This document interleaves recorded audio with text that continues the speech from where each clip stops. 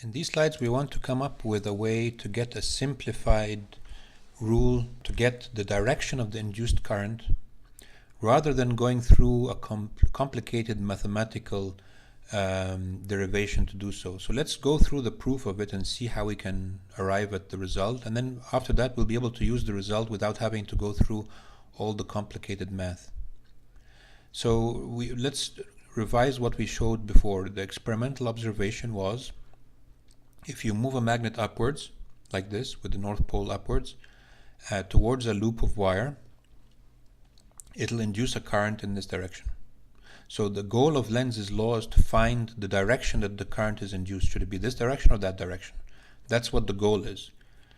And let's rewrite the Faraday Maxwell equation, writing it with the derivative outside like this, the way we did it before.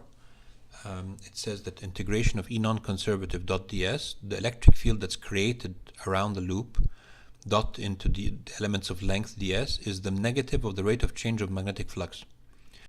So remember, there's a relationship between ds and dA. If you go around the ds vectors this way, using the right hand rule, put your fingers in the direction of ds, the direction of the area will be the direction of the thumb.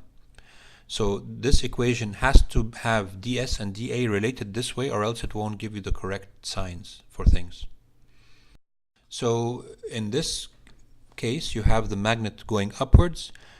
You make a contour around the loop of wire, and the elements of length ds, we take them to be going this way. That means the dA vectors are going upwards. And the magnetic field, we need to know the magnetic field vector at the center of each element of area. And we need to calculate the magnetic flux. The magnetic flux is integration of B dot dA. So you go around the whole surface and you calculate integration of B dot dA for the whole surface. Now for this loop, particular loop, the angle between B and area vector is always going to be less than 90 degrees. So the magnetic flux is going to be a positive number. So for this particular problem, where the magnet is moving upwards, the magnetic flux is positive, and not just that, it's getting bigger with time, because the magnetic field is getting stronger when the magnet goes closer to the loop. So that means this thing is positive and it's getting bigger with time. That means its derivative is positive also.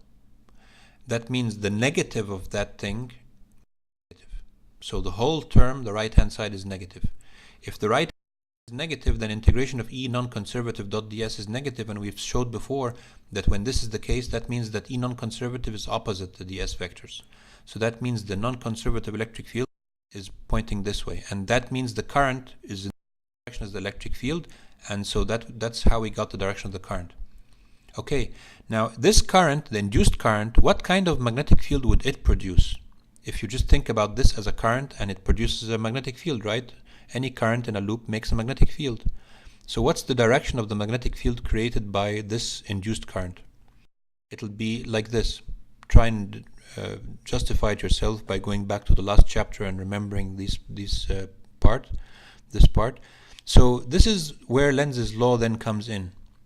We can say that the induced magnetic field, the magnetic field due to the induced current, is in a direction to prevent the magnetic flux from increasing, because when this magnet goes up, the magnetic flux is increasing. So it's as if the induced magnetic field wants to be in a direction to prevent it from increasing.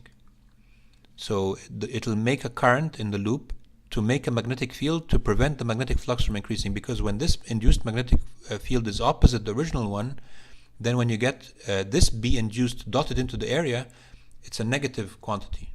So it's making the magnetic flux less. So this is what Lenz's law says, and that's where it comes from. So Lenz's law is not something new. It's not something that's independent of the Faraday Maxwell equation. It's contained in that equation. We're going to do this on the next video, but we're just going to state what Lenz's law is. And that's going to be the simple way to get the direction of the induced current for the case, in this case, when the magnet is going towards the loop.